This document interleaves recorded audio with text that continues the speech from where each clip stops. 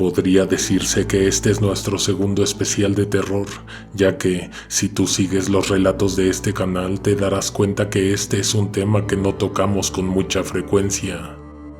Pero esta noche se juntaron 3 historias, un par de ellas compartidas por el público y otra obtenida de un conocido. Bienvenidas y bienvenidos a esta nueva entrega de terror en el mes de octubre. Apaga las luces o cierra los ojos, ponte tus audífonos y que venga la oscuridad. 1. Dice mi abuela que era muy frecuente encontrar gente extraña visitando las criptas. Cuando digo a todas horas, quiero decir sobre todo en la madrugada. Particularmente visitaban un nicho que no tenía nombre. En su inscripción solo aparecía una fecha que iba a principios de los 1900. Toda clase de ofrendas aparecían a sus pies, a veces eran regalos y a veces cosas repugnantes. Mi abuela tenía que limpiarlos, pues trabajaba en mantenimiento de ese cementerio. Se construyeron esas criptas porque cada vez se necesita más espacio de entierros, porque los cementerios se han vuelto insuficientes, porque con el clima de inseguridad de estos últimos años, la muerte nos viene pisando los talones a todos. Fue una tarea de varios meses. Habría que exhumar los cuerpos, clasificar, retirar las lápidas y las tumbas, destruirlas, construir las criptas, destinar una pared para esas viejas colecciones de huesos, de polvo, mandarlos a ocupar uno de los pocos nichos antes de que sus nombres se olvidaran por completo. Una de esas tumbas, por su tamaño y por lo cerca que estaba del final del terreno, fue dejada hasta el final. Era un pequeño mausoleo, de 1 metro por 1 metro tal vez. Con dificultad cabía una persona en su interior.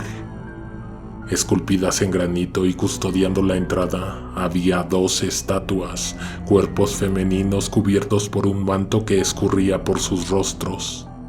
Cada una en una de sus manos empuñaba un crucifijo, una cruz invertida. Había 2 personas enterradas bajo esa tumba, lo decían las inscripciones. Se quitaron los bloques de piedra a golpe de marro y se destruyó por completo la estructura.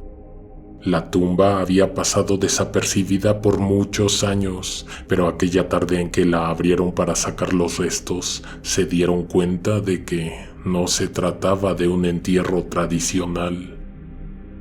Había una reja al nivel del suelo. Eran varillas gruesas, bien reforzadas, cubrían un pozo de más o menos 3 metros de profundidad.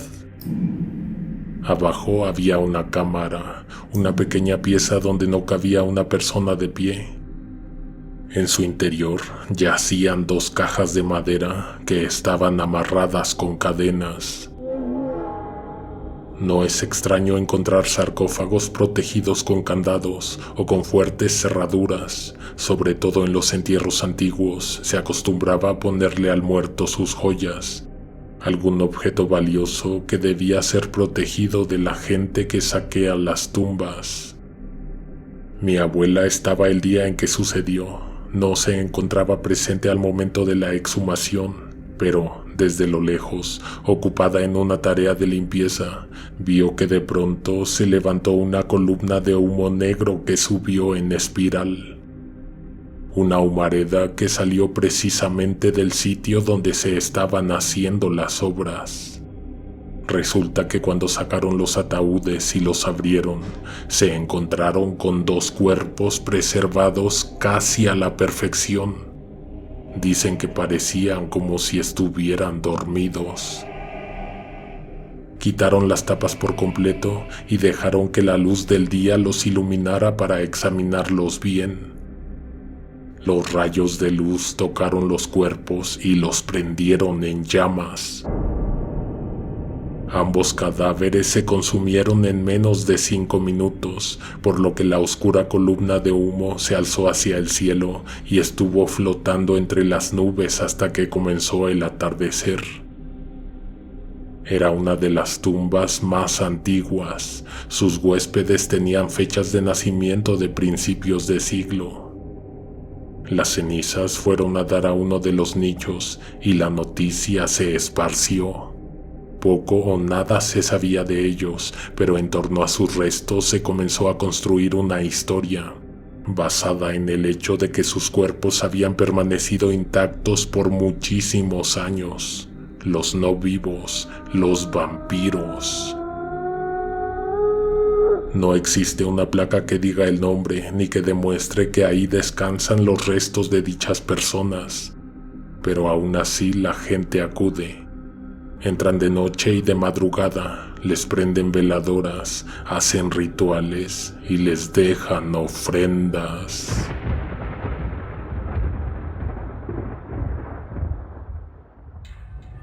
Dos. La fotografía de aquella excursión sí existe o sí existió.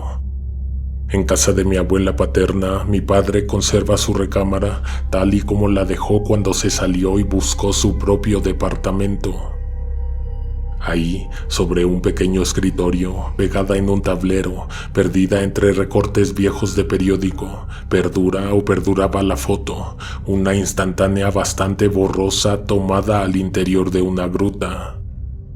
En ella se veía una silueta blanquecina, ahogada de luz por el flash de la cámara, robando el centro de la imagen. Al día de hoy hemos perdido toda relación con esa parte de la familia, pero recuerdo bien la primera vez que me quedé en la casa de la abuela. Entré a una habitación perdida en el tiempo. Había juguetes viejos, olvidados, una televisión en forma de caja, pesada y obsoleta, objetos que ya no existen hoy en día. Pero lo que más me llamó la atención fue esa instantánea que colgaba de la pared. Cuando mi padre tenía 17 años, asistió a una excursión que hicieron a la Sierra Gorda de Querétaro. Se trataba de una visita de 2 días a la reserva. Caminarían lo suficiente hasta encontrar las cascadas y otros tantos puntos destacados del lugar. Pasarían la noche en un campamento bajo la luz de la luna y el impactante manto de estrellas.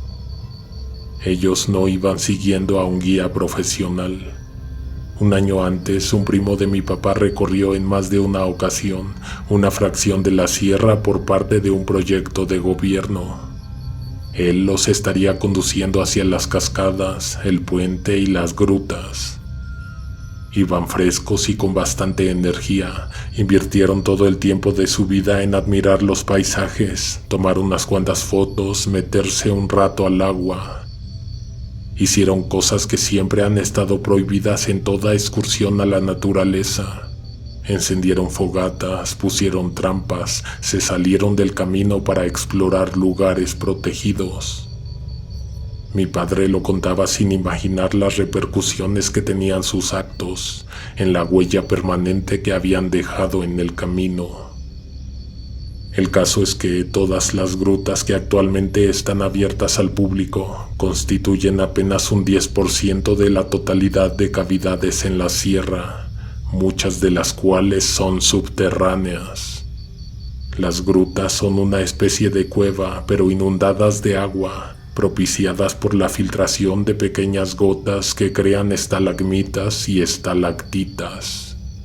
Mi padre y 2 de sus hermanos, 1 hora antes del atardecer, se armaron con linternas y cuerda y abandonaron el campamento. Caminaron por el borde de la barranca, pie sobre tabla de una especie de puente improvisado que definitivamente no lucía muy seguro. A pesar de que, según el primo de mi papá, se suponía que irían a visitar unas grutas inexploradas, había un camino, un sendero bien trazado en esa misma dirección en que los estaban conduciendo, lo cual indicaba que alguien utilizaba seguido ese paso. Atravesar las barrancas no ha de ser tan fácil. No era coincidencia que alguien hubiera colocado unos trozos de madera para poder transitar hacia un punto al que de otra manera sería imposible llegar. Mi padre recuerda que la brisa de una pequeña cascada cercana les impidió apreciar el cañón, además de que ya se estaba haciendo de noche. A medio camino escucharon que se agitaron lo alto de las copas de los árboles. De las hojas se desprendió un poco de rocío que les bañó el rostro. La temperatura había descendido drásticamente. Algo les pasó por encima, algo que no pudieron ver porque cada vez había menos claridad en el cielo y a la vez más sombras, más oscuridad. De subida vieron mapaches y zorrillos, ningún otro animal. No podían imaginarse qué era lo que atravesó a gran velocidad las ramas de aquellos árboles, pero estaban por descubrirlo. Según relata mi padre, no fue fácil dar con las grutas. No estuvieron perdidos, pero parecía que el sitio se había ido. Más bien, estaba escondido de la vista. Un árbol arrancado de raíz cubría con su aún verde follaje una abertura entre grandes rocas. Era un espacio donde se podía entrar de cuclillas, un túnel estrecho de unos 6 o 7 metros y después una cámara. Sin lámparas es imposible ver algo en su interior. Tan pronto como todos llegaron al interior de la gruta, se pusieron de pie y se dieron cuenta que tenían que inclinar un poco la cabeza para evitar tocar el techo. Tenían los pies sumergidos en agua hasta los tobillos. Mientras más avanzaban, más subía el nivel del agua, pero llegaron a un punto donde uno de ellos ya no quiso continuar. El aire estaba viciado y la sensación de estar enclaustrado iba en aumento. Las aguas se agitaron como si hubiera algo o alguien a unos metros de ellos. El sonido que venía del frente les hizo darse cuenta de que, más adelante, la gruta era más grande. La cámara se hacía más amplia unos metros después. Ahí pudieron salir del agua. Ahí mismo lograron ver que había otra entrada a la gruta, solo que ésta estaba en lo alto. De pronto, algo revoloteó a sus alrededores. Siguieron el sonido porque tenían curiosidad de ver si había murciélagos. Sus pasos los condujeron hacia una especie de recámara. Había evidencia de que alguien habitaba esa gruta, que alguien vivía ahí en completa oscuridad. Eso era espantoso. La primera vez que mi padre me lo contó, se me erizó la piel de solo imaginarlo. Pero eso no era lo peor. Caminaron más, vieron a izquierda y derecha montones de desechos, había ropa sucia y rasgada, había rollos de plástico opaco, una bicicleta partida por la mitad. Al final de la gruta, algo colgaba del techo. Era del tamaño y describía la figura de una persona. Estaba envuelta en sucias sábanas con enormes manchas oscuras. Lo que fuese que había dentro del envoltorio no se movía, no tenía vida, no respiraba. Todos sintieron miedo y la urgencia de salir de inmediato de ahí.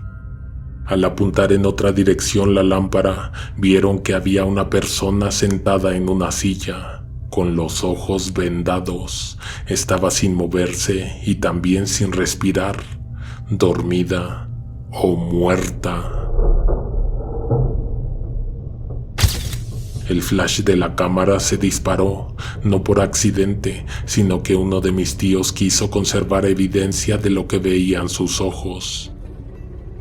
La persona que tenían ante ellos despertó, se quitó la venda de los ojos. Segundos después, con un movimiento rápido, desapareció de su sitio. Hubo un estruendo que lo circundó y luego se hizo silencio. A pesar de que nadie los venía siguiendo, corrieron desesperados en dirección del túnel. Esa persona o esa criatura había escapado luego de que estalló el flash de la cámara instantánea. Los muchachos salieron a tropezones, jadeando, con el corazón latiéndoles al máximo. Ni siquiera quisieron tomar un descanso antes de volver al campamento. Quien tomó la foto la guardó en la bolsa interior de su chamarra y durante un tiempo olvidó que la tenía. Cuando la encontraron y la revisaron, vieron el bulto que colgaba del techo, pero la persona en la silla, la de los ojos vendados, no salió retratada.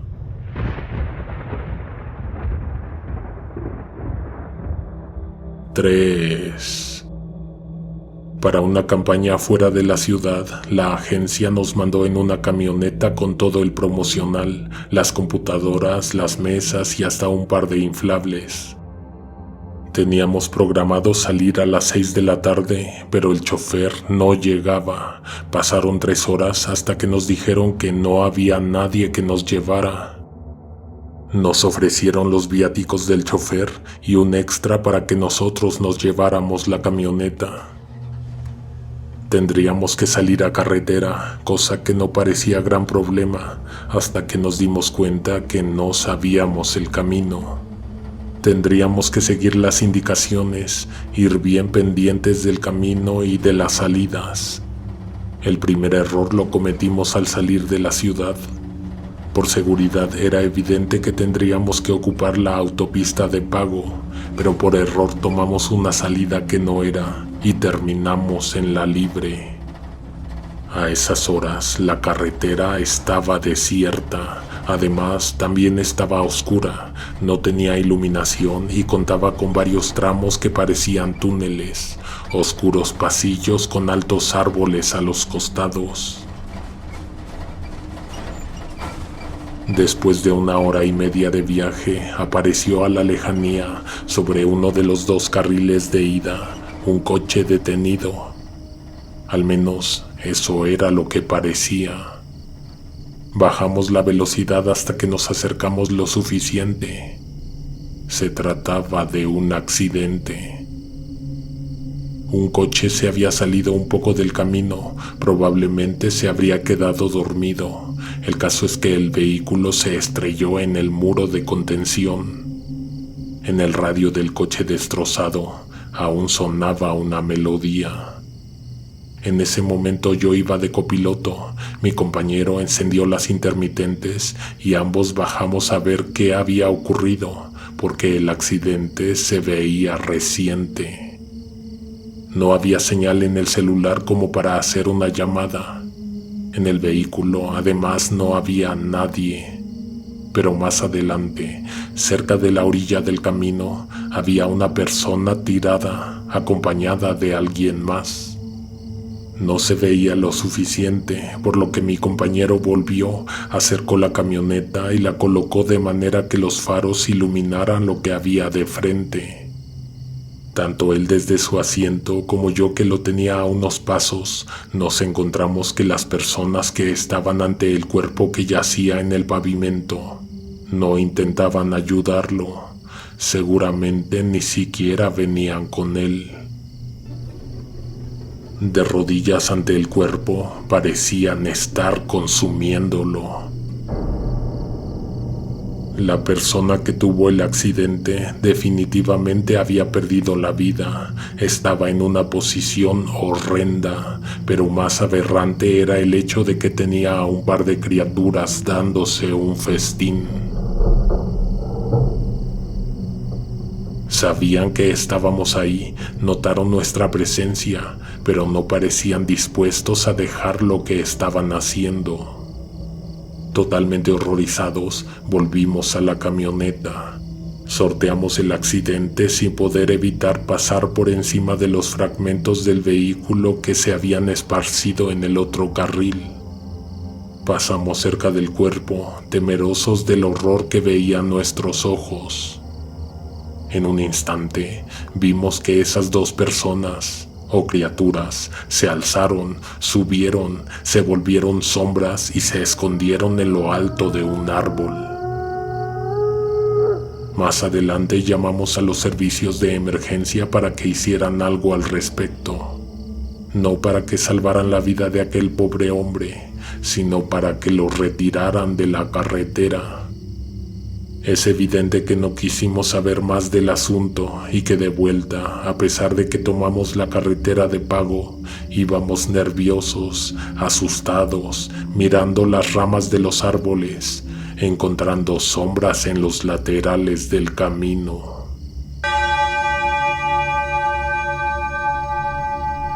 Nos importa saber qué opinas al respecto de este tema. Si te ha gustado, no te vayas sin dejar un like. Nos escuchamos pronto. Ya sabes, suscríbete y activa las notificaciones para que no te pierdas los estrenos de este mes. Alguien te observa en la oscuridad.